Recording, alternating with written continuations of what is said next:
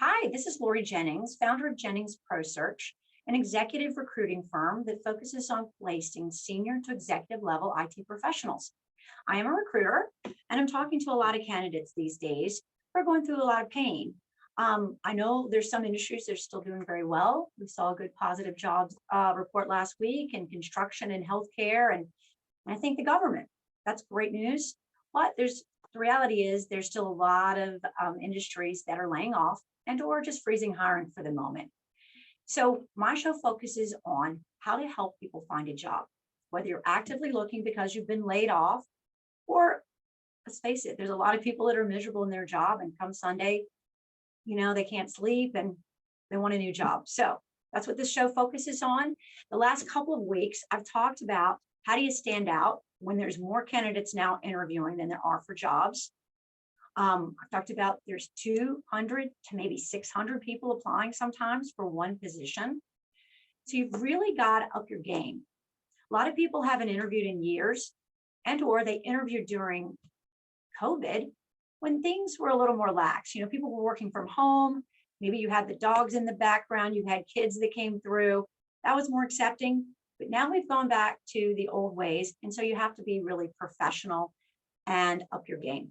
So here's what I want to start with. You've got the job interview now. You've stood out on LinkedIn. You've done all this great work we've talked about. They've asked you to interview, scheduled it on your calendar. Now what? Well, the first thing you want to do is prepare. Lack of preparation is probably one of the biggest things to get people eliminated. And it's pretty obvious when it happens. So what do I mean by prepare? You want to go look up the job or the company. Do research online, there's social media. There's so many places to find information these days. What you're looking for are they in the news? What's going on with their industry? What's their mission, their values, things like that. Is everything okay? All right. The other thing you want to do after researching the company, look at that job description. You'd be surprised at how many people I talk to interviewing for a certain job haven't really read it. Make sure you read it, look at the qualifications. Usually they're going to start with the hot buttons. So the things you see first are probably more important, and they may have must-have skills on there. Anything that you see that says you must have this, need to be prepared to talk about how your experience aligns with this. You also need to look at areas where maybe you're lacking experience, or maybe you're just not as strong there. And that's okay sometimes, but be prepared to talk about that and what you're doing to overcome that.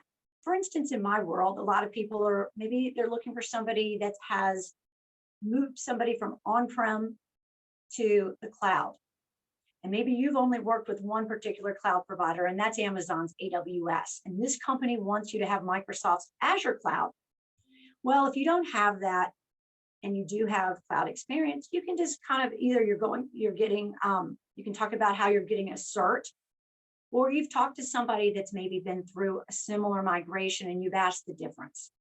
But anything, you want to be able to overcome that. You do not want to say, I don't have that experience, but it's the same. It's not important. I see that happen sometimes, or I see people try to fake it, and that's going to come through. All right, so now while you're looking at the company and the job requirement, you should also be thinking about questions you have for the company, because this is going to help you show your interest. I think that's really important. When you prepare, it comes through is that you're interested in the job and you're going to show up better. So look at that, what questions you have. A lot of these are going to be answered throughout the interview process, but you want to have other ones. You want to have things about what are your biggest challenges? What's it like to be in this job? What's the career trajectory for this area? Other things like that. It's okay if you're talking to the recruiter for the first time to ask about salary and benefits and if it's remote. But when you get in there with a hiring manager, you don't want to be asking questions like that.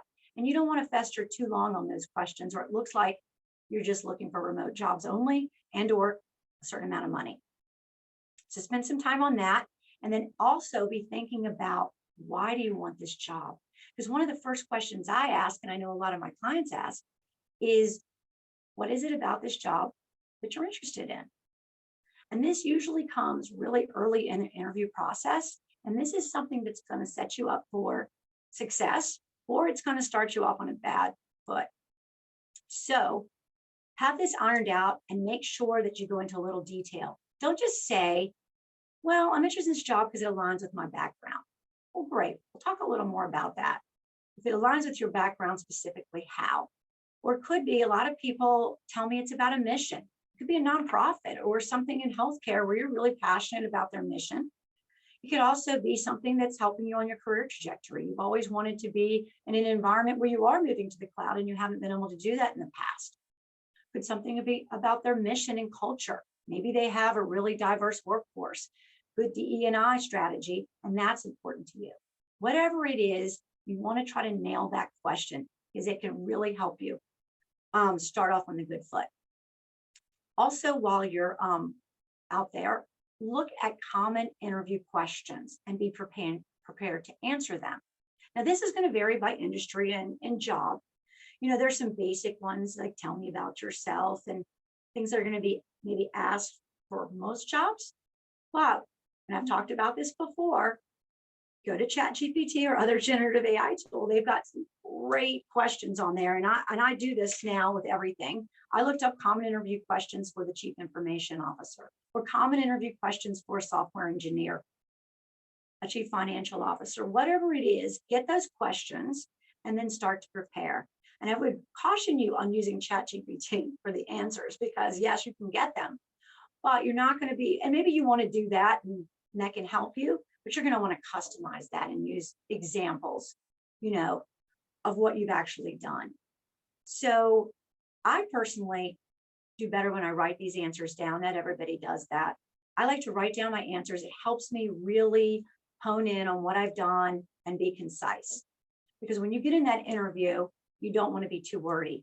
So think about that. Sometimes you want to prepare on video. If you're doing a video call, you get into your Zoom room or your whatever, your Microsoft Teams room and practice. I do that sometimes when I'm preparing to talk to people.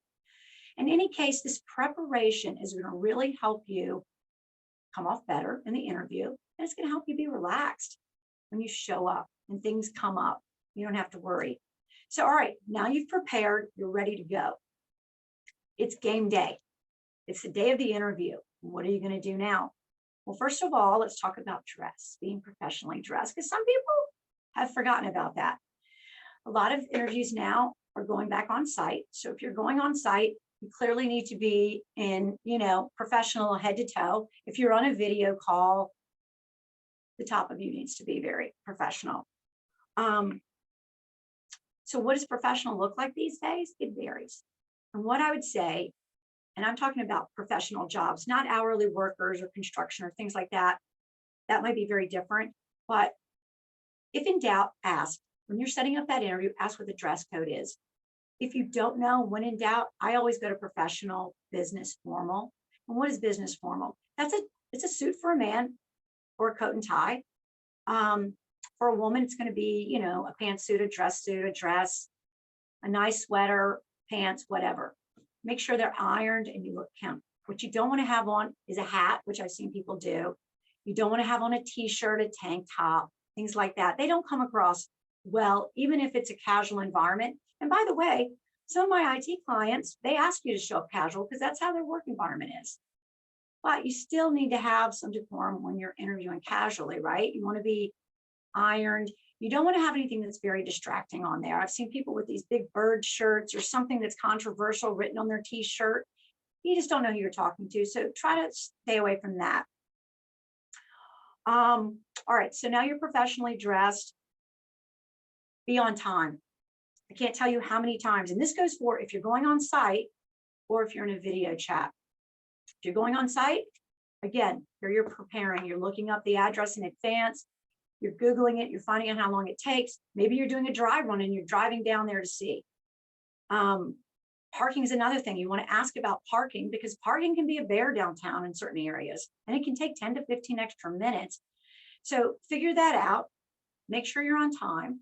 If you're in the video, gosh, can't tell you how many times people are 2 to 3 minutes late in the video. That's not appropriate. If you're going to be late, at least I know there's emergencies, and if you're 2 to 3 minutes, the first thing you need to say is, I am so sorry I was late. Try to overcome it, have a good excuse, but try not to be. If you're going to be late, let somebody know beforehand. You can just send out a quick email, a text, whatever it is. Try to do that, because this is an area that starts you off on a bad foot if you're 2 to 3 minutes late. And I see it too much, especially in video calls. All right. So you're professionally dressed, you're on time. What are some other things to focus on? Well, maintain good eye contact when you're in there, especially on a video. I'm seeing when people get in there, they're either looking up, and I'm looking at a video right now, or they're looking down, or maybe all around. They're just not focused. Or maybe they're looking at a different screen and it looks like you're reading something. You don't want to do that either. So you want to make sure you're trying to look at the person, you're actively listening to the questions they ask. And this is really important. Actively listening and answering the question they ask without rambling and going off on tangents or answering a question they didn't ask. Most of the time, people have a limited amount of time. It's usually 30 minutes, maybe it's 45, an hour, whatever it is. And they have a set of questions they have to get through for every candidate.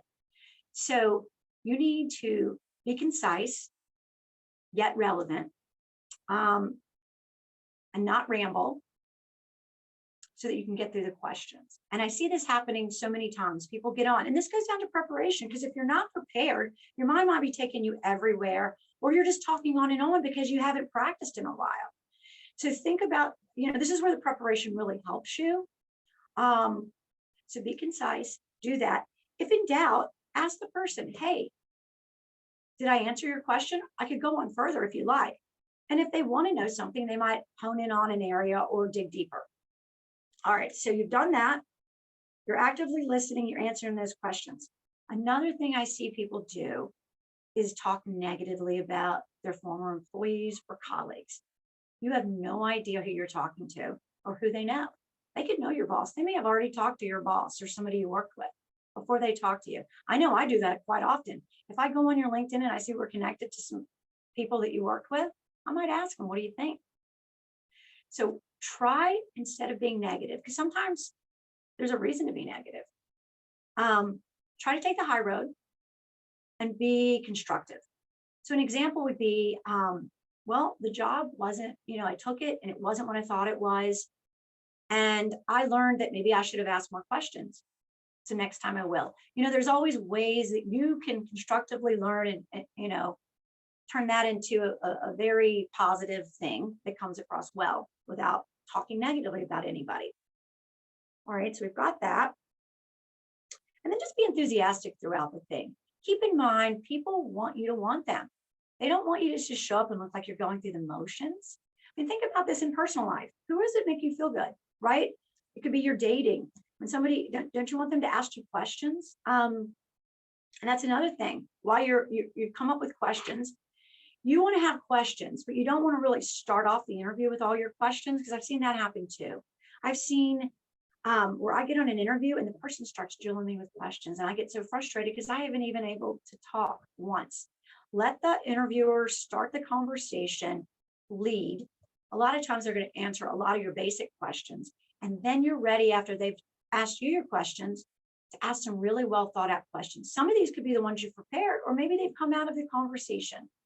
All of this, again, is showing interest. People want people that are interested in them and that have the qualifications. So those are the kind of the preparation and the thoughts I have for your interviews. And the way to end the conversation is, first of all, thank them for their time.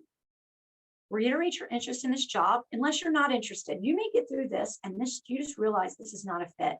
In that case, you don't really have to sell too hard, but you want to be polite about it. So express your interest and ask them what the next steps are. I always also recommend for you to find out how you did in a way like, hey, based on what you've heard, do you have any reservations about me or for this for this role? Is there anything that I don't have that you were looking for? Or what can I do, to further prove my qualifications for this job? That's how you end it. Sometimes they're going to tell you, sometimes they're just going to kind of blow it off and say, well, we're going to have the recruiter follow up with you. We're interviewing other candidates, et cetera. Sometimes that's true. You're the first person that's interviewed. So that's how I recommend you end the conversation. Now, when you get done and you leave, I always recommend, if you're interested in the role, that you follow up with a thank you note, thanking them for their time again, reiterating your interest, and then sharing again how your background aligns with this role, how you can help them solve their biggest challenges. That's how I'd end it.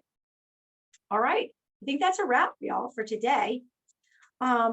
Stay tuned for next week, because I'm going to be bringing Candace Nichols. She is the head of people at Snag a Job here in Richmond, Virginia, and they are the country's largest marketplace of hourly jobs. So she's going to be able to talk about what she's seeing in that hourly job market that I haven't really talked about, as well as what she's seeing internally for the professional jobs that they're hiring for. All right, my name again is Lori Jennings. You can find me on LinkedIn, Lori, Lori, Jennings with a J, or on my website, Jennings7.com. Thank you for listening. Bye-bye. I don't know how I did. It's not terrible.